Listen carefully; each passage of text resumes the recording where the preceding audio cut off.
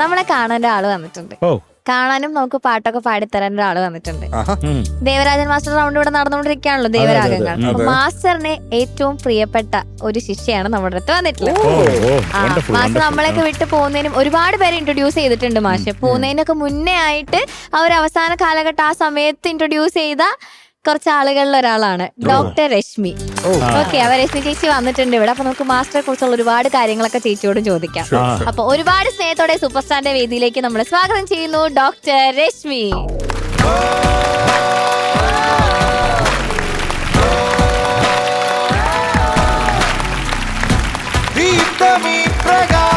Hi ചേച്ചി, welcome to super star. ഞങ്ങളിങ്ങനെ പറഞ്ഞുകൊണ്ടിരിക്കുകയായിരുന്നു.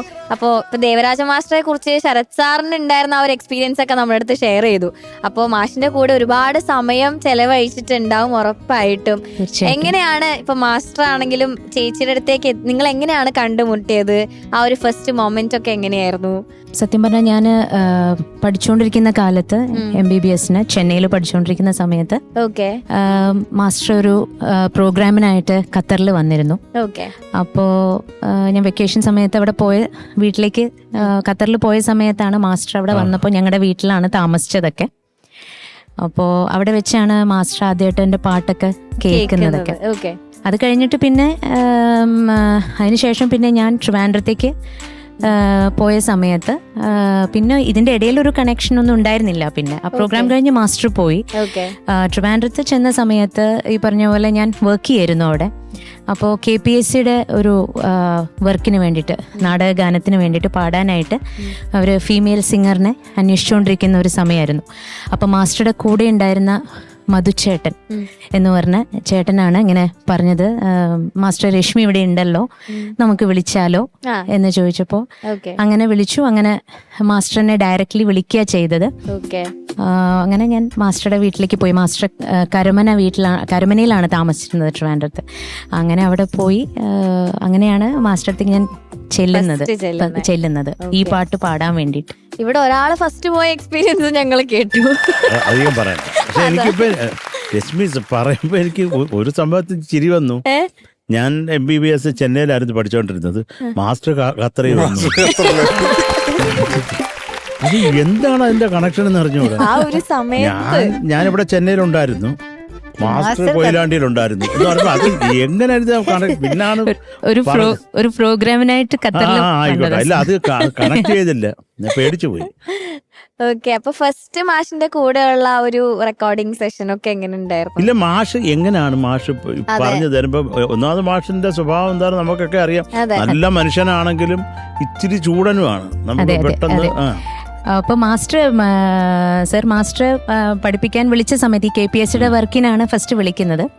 അപ്പോൾ ആദ്യം തന്നെ എന്നോട് പറഞ്ഞിരുന്നു, നീ വർക്ക് ചെയ്യണോ, നീ പാട്ട് പാടാൻ വന്നതാണോ എന്ന് എന്നോട് ചോദിച്ചിരുന്നു. അപ്പം ഞാൻ പറഞ്ഞു, മാഷേ ഞാൻ സംഗീതത്തിന് വേണ്ടി തന്നെ ഞാൻ നിൽക്കുകയാണ്, അതുകൊണ്ട്. അപ്പം മാസ്റ്റർ പറഞ്ഞു, ജോലി വിടണമെങ്കിൽ നിനക്ക് ജോലി വിടാം, എന്നിട്ട് എൻ്റെ കൂടെ നിൽക്കാം എന്നുള്ള രീതിയിൽ പറഞ്ഞിരുന്നു. ഈ ഒരു നാടകഗാനം ആക്ച്വലി തരങ്കിണിയിലാണ് റെക്കോർഡ് ചെയ്തിരുന്നത്.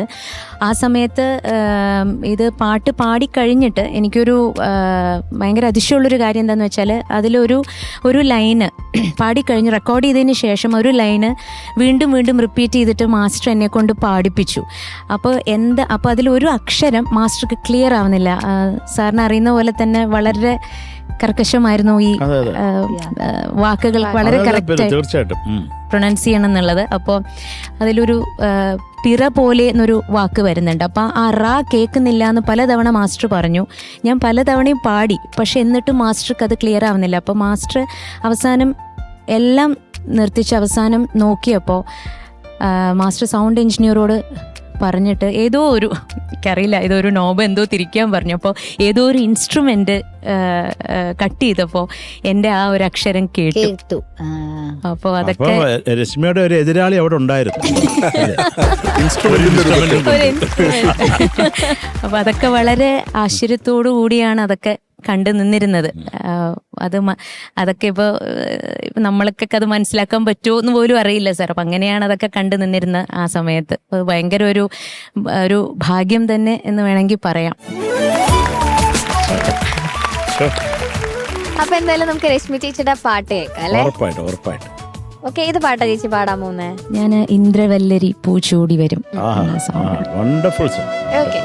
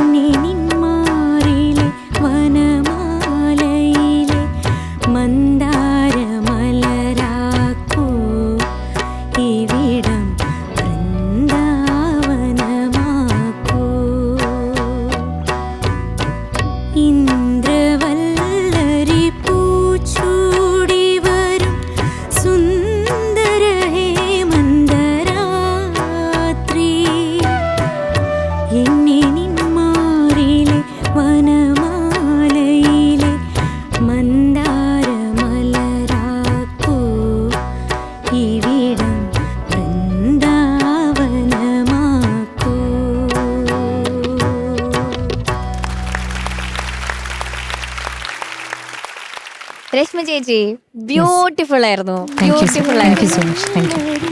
പിന്നെ മാസ്റ്റർ ഇൻട്രൊഡ്യൂസ് ചെയ്യാന്ന് പറയുമ്പോ തന്നെ നമുക്കറിയാം എത്രത്തോളം ചേച്ചി പാടും എന്നുള്ളത്. അപ്പൊ നേരിട്ട് കേൾക്കാൻ പറ്റിയതിൽ ഒരുപാട് സന്തോഷം. ഇവിടെയും ഒരുപാട് സന്തോഷം. പിന്നെ ശരത് സാറും മാമും സാറൊക്കെ ഇരിക്കുമ്പോ ഉണ്ടാവുന്ന ചെറിയൊരു പേടി.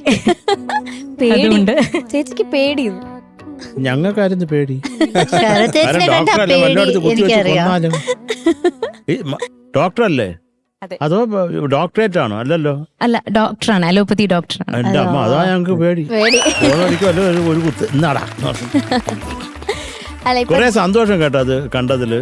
മാഷിന്റെ കൂടെ പ്രാക്ടീസ് ചെയ്യുന്നത് കൊച്ചി തന്നെയാണോ? ഞാൻ കൊച്ചിയിലാണ് ഇപ്പോ. ഒരു കൃഷ്ണ ഹോസ്പിറ്റലിൽ വർക്ക് ചെയ്യണം കാഷ്വാലിറ്റി മെഡിക്കൽ ഓഫീസറായിട്ട്. അപ്പൊ നമുക്ക് അങ്ങോട്ട് പോവരുത്. പ്രാക്ടീസ് ഉണ്ടോ? ഞാൻ മറ്റേ കുത്തിവെപ്പ് പ്രാക്ടീസ് അല്ല, പാട്ട്. ഉണ്ട് സർ, ഉണ്ട് സർ, പ്രാക്ടീസ് ഉണ്ട്. അത് വിട്ട് ഒരു അത് കളി വിട്ടിട്ടില്ല. അത് വിടരുത്, കാര്യം അത് നമുക്ക് ദൈവം തന്നിട്ടുള്ളതല്ലേ. അല്ല ശരത് സർ, ഷാനിക്ക, ഇപ്പൊ നമ്മള് നേരത്തെ മാസ്റ്റർ കമ്പോസ് ചെയ്യുമ്പോഴുള്ള കാര്യം പറഞ്ഞല്ലോ, റാ എന്ന് പറഞ്ഞ ആ ഒരു അക്ഷരം കേൾക്കണ്ടായിരുന്നില്ല, അപ്പൊ ഇൻസ്ട്രുമെന്റ് മാറ്റിയപ്പോ അത് കേട്ടു എന്നുള്ള. നിങ്ങക്ക് രണ്ടുപേർക്കും അങ്ങനെ എന്തെങ്കിലും ഒരു എക്സ്പീരിയൻസ്, അങ്ങനെ എന്തെങ്കിലും? ഞങ്ങളുടെ പാർട്ടി റായ ഉണ്ടായിട്ടില്ല. ഇല്ല, അത് ഇല്ല. ഇതിപ്പോ ചോദിച്ചത് കൊണ്ട് ഒരു കാര്യം പറയാൻ പാടും. അത് കുങ്കുമ ചിമ്മിടുന്നങ്ങാണ്ടാണ് പാട്ടിനകത്തുള്ള ലിറിക്ക്. പക്ഷെ അതിന്റെ കൂടെ ഒരു ചെലങ്ക ഉള്ളതുകൊണ്ട് സുങ്കുമ ഞാനതങ്ങനെ ഗാനമേളകൾക്ക് പാടിയിട്ടുണ്ട്. സുങ്കുമ എന്ന്. അവസാനം എൻ്റെ അമ്മ എന്തോടാ അത് ഞാൻ കേട്ടിട്ട്, എൻ്റെ അമ്മ പഴയ മലയാളം BA ആണ്, അങ്ങനെ ഒരു വാക്കില്ലടാ. പിന്നെ അത് ഞാൻ പറഞ്ഞു അത് കുങ്കുമയാക്കി. അതിന്റെ കൂടെ ഒരു ചെലങ്ക ഉള്ളതുകൊണ്ട് സുങ്കുമ അത് കേൾക്കാം. അതങ്ങനെ പറ്റും. മാസ്റ്റർ അത്രേ ഉള്ളൂ. ഓക്കെ, താങ്ക് യു രശ്മി ചേച്ചി, താങ്ക് യു. ഓക്കെ.